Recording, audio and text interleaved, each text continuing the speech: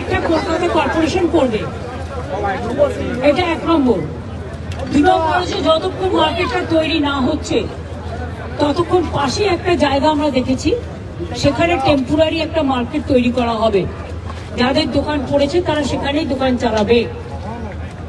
3 নম্বর হচ্ছে যে মার্কেটটা কর্পোরেশন তৈরি করবে সায়েন্টিফিক হবে এবং তার জন্য দোকানদারদের কোনো টাকা লাগবে না।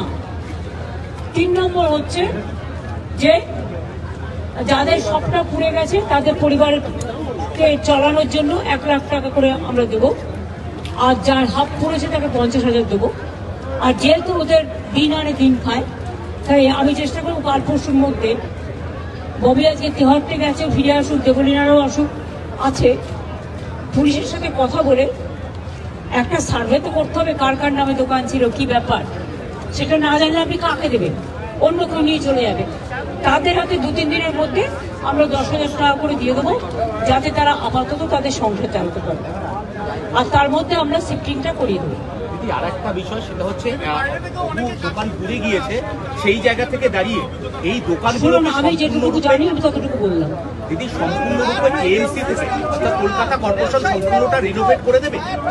হ্যাঁ রে বাবা, করবে।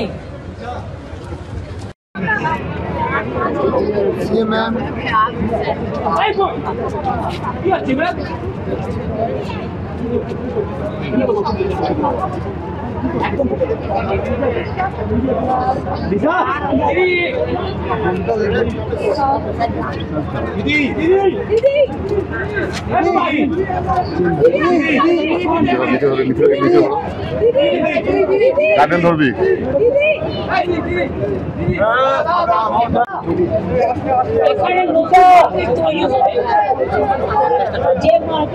খেলবে না, ও ভাই খেলবেন না, খেলবেন না।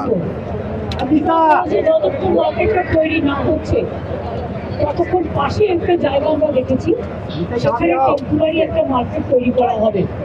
যাদের দোকান পড়েছে তারা সেখানেই দোকান চালাবে। 3 নম্বর হচ্ছে যে মার্কেটটা কর্পোরেশন তৈরি করবে সায়েন্টিফিক হবে এবং তার জন্য দোকানদারদের কোনো টাকা লাগবে না।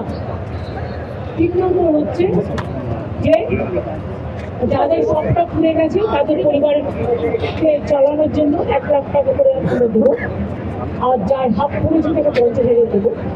আর যেহেতু ওদের দিন আনে দিন খায়, তাই আমি চেষ্টা করবো কাল পরশুর মধ্যে, ববি আজকে তেহট্টে গেছে, ফিরে আসুক, দেবলীনারও আসুক আছে, পুলিশের সাথে কথা বলে একটা সার্ভে তো করতে হবে কার কার নামে দোকান ছিল, কি ব্যাপার। সেটা না জানলে আপনি কাছে দেবেন, অন্য কেউ নিয়ে চলে যাবে।